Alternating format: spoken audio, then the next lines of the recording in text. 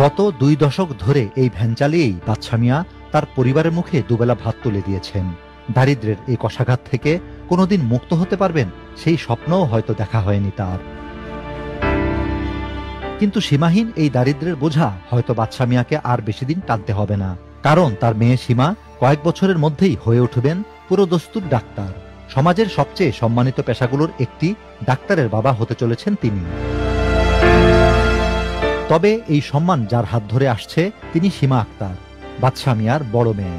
নরসিংদীর রায়পুরা উপজেলার সীমা আক্তার নিজের অক্লান্ত পরিশ্রমের ফল হিসেবে স্থান করে নেন মেডিকেল ভর্তি পরীক্ষায় উত্তীর্ণদের একজন হিসেবে। ফরিদপুর মেডিকেল কলেজ হাসপাতালে ভর্তি হবেন তিনি। ভ্যান চালক বাবা আর স্থানীয় হাসপাতালের একজন আয়া মা লায়লা বেগম কয়েক বছর পরই পরিচিত হবেন ডাক্তার সীমা আক্তারের মা বাবা হিসেবে। মনে করেন রাইতে দিনে লেখাপড়া করছে, দেখছি বাবা মাঝে মাঝে শাশুড়ি চায় না, ফোন তো লাইতে খাওয়াইছে, উজাগর থাকার লাগে।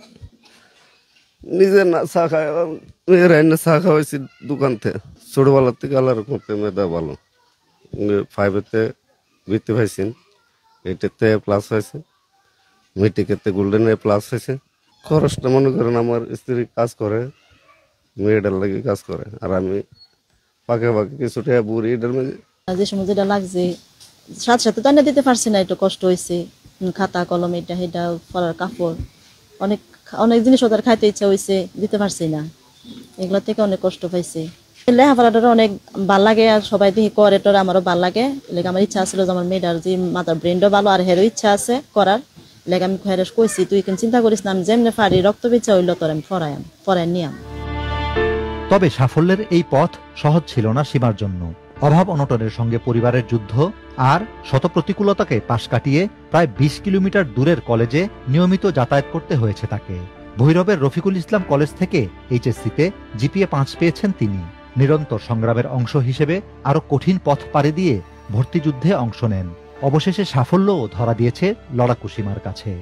ছোটবেলায় পড়াশোনার প্রতি আকর্ষণটা মূলত আমার মায়ের কাছ থেকেই আমার অনুপ্রেরণা। ছোটবেলা থেকে আমার এটা ছিল যে আমি কিছু করব, আর অন্য কিছুর জন্য না হোক আমি আমার বাবা মার জন্য করব, যেহেতু ওনারা এত কষ্ট করে আমার জন্য করতেছেন। এই জন্য আমার মেনলি ছিল যে আমি আমার বাবা মার জন্য কিছু করতে চাই। অনেক শিক্ষকই আমার বলতো যে দেখো একদিন তুমি পারবা কিছু করতে। তো আজকে সত্যি আমি পারছি। ওনারা অনেক খুশি হয়েছে যে ওই স্কুল থেকে আমি একমাত্র যে মেডিকেলে চান্স প্রাপ্ত এইবারে। ওয়ালটন এসিতে ইনস্টলেশন একদম ফ্রি।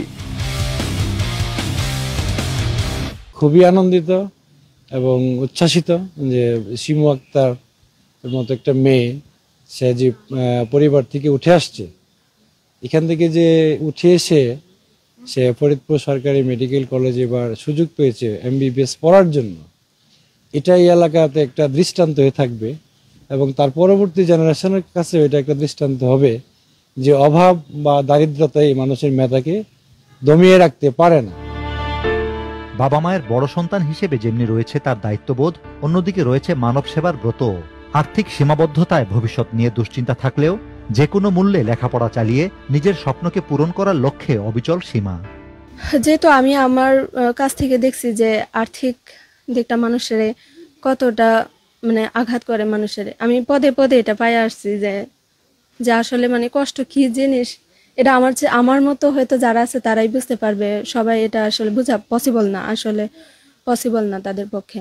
তবে আমার হ্যাঁ, যেটা বলছেন সেবা দেওয়ার কথা, আমি করতে চাই তাদের জন্য যারা আমার মতো, আমি তাদের জন্য করতে চাই। এমনই একজন ডাক্তার হইতে পারি যেন আমার দ্বারা মানুষের এই যে আঘাতগুলা, হয়তো আমি মানুষের মনের আঘাত দূর করতে পারবো কিনা জানি না, কিন্তু শারীরিক আঘাতগুলা ব্যথাগুলা যেন আমার দ্বারা উপশম হয়, আল্লাহর কাছে এটাই আমার চাওয়া। হতদরিদ্র পরিবার থেকে সফলতার কাছাকাছি আসতে পারায় আনন্দিত গোটা গ্রামের মানুষ।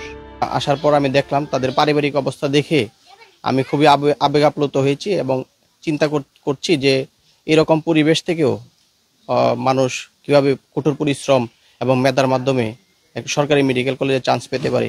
আশা করি যে পুরা লাইফুরা থানার মানুষ খুশি শুনে, সবাই কইতাছে জানে যে এমন একটা ফ্যামিলিতে এটাও ছিল করে খালি আই মানুষ আরো দেখতো, সবাই মনের মাঝে খুব আনন্দ পারা খুশি। ডাক্তার হয়ে সবারে আশা করি গরিব দুঃখী সবাইরই দেখবো আমার বোনে। ভবিষ্যতে আমরা এরকম হতে চাই, বড় হয়ে আমাদের মনে এরকম একটা জাগছে যে আমরা হতে চাই এরকমটা। নিজেদের আর্থিক অবস্থা নিয়ে মেয়ের ভবিষ্যৎ লেখাপড়ার খরচ চালাতে পারবেন কিনা তা নিয়ে এখনো দুশ্চিন্তা কাটছে না সীমার বাবা মায়ের। মেয়ের চূড়ান্ত সাফল্যের জন্য সকলের সার্বিক সহযোগিতা চান তারা। আমার মেয়ের কাছে চাওয়া হইলো, তুমি যদি যাও তুমি ভালো করে লেখাপড়া করো, আমি টেয়া তোর ভিক্ষা করিল ভাগ করে দিয়াম, তুমি কিন্তু টেয়ার পয়সার কোনো চিন্তা করো না। সকল বাধা পেরিয়ে এমন মেধাবীরা যেন নিজেদের মেধাকে কাজে লাগিয়ে পৌঁছে যায় সাফল্যের চূড়ায়, এমনটাই প্রত্যাশা সবার। বদরুল আমিন চৌধুরী, মাছরাঙ্গা সংবাদ, নরসিংদী।